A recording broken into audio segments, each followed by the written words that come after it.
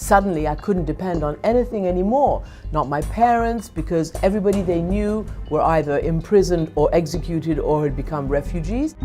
So I immediately came to the United States. I knew what I wanted to do. I wanted to be a foreign correspondent. My first big break was the Iranian Islamic Revolution. If that sounds cavalier, let me explain why. Because history completely turned over my country and put me in a place where I needed to figure out what to do with my life, having grown up in a nice, comfortable, fairly privileged environment. Suddenly, I couldn't depend on anything anymore. Not my parents, because everybody they knew were either imprisoned or executed or had become refugees.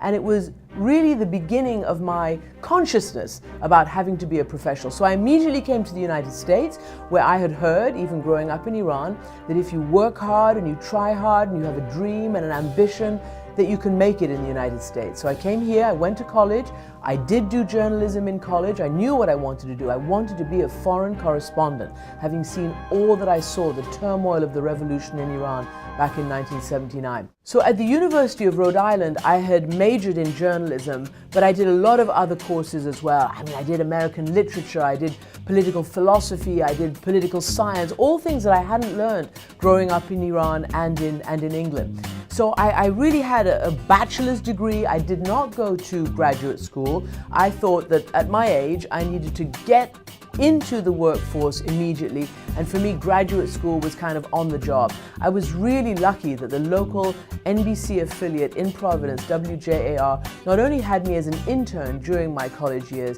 but then hired me. They hired me at the only job they had available, and that was to do graphics, which are all the words, that you see under people when they're on the screen. And I would say the numbers and facts and figures during the weather reports. And unfortunately, I got those quite wrong many times. I always putting up cloudy when it was meant to be sunny or rainy when it was meant to be clear.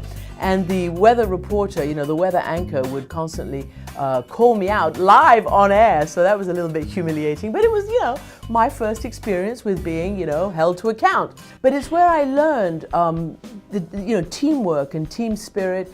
And they have a fantastic investigative unit there. And Jim Terracani, who was the head of the investigative unit, he was the one who urged them to hire me. And I did all sorts of things for him. And of course, Providence, I'm not speaking out of turn, Rhode Island at the time had a lot of mafia crimes. It was an organized crime hub. And a lot of the investigative stories were about that. And I thought this was just great. They mic'd me up. I was a dispensable intern. They mic'd me up with all these wires and mics and things like that. And I was to go out and somehow get some confession from some mobster. Well, I thought that might happen. It didn't.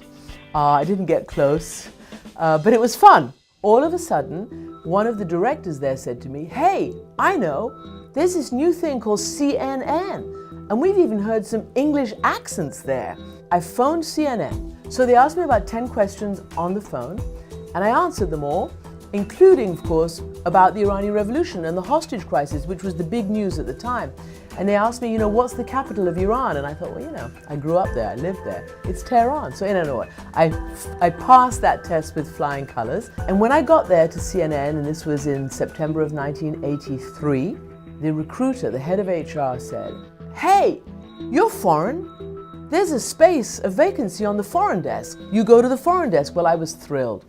And really, that is the beginning and the end of my story, because that is where I started climbing from the very bottom of the rung of the ladder up to where I am today, which in my book is the top, because for me, the top is being a foreign correspondent. And my first big story was the first Gulf War back in 1990, 1991, when Saddam Hussein invaded Kuwait, and then President H.W. Bush gathered a huge coalition, 500,000 forces, American and international forces in the desert, and stormed Kuwait to push back Saddam Hussein. And CNN burst onto the world stage at that time, and it just so happened to be the beginning of my career, so we sort of grew together. There's no magic bullet, there's no magic solution. It's about hard work, it's about dreams, it's about ambition, but it's about goals, it's about teamwork, and it's about having a sense of mission, having a sense of where you want to be and what you want to do with your life and how you want to fit into this world and be value added, not just take, but how you give back. And I really, to this day, believe that starting at the very bottom is the most important thing that you can do. It's the most important piece of advice that I could give anybody who wants to go into this profession, because you don't ever become an overnight success.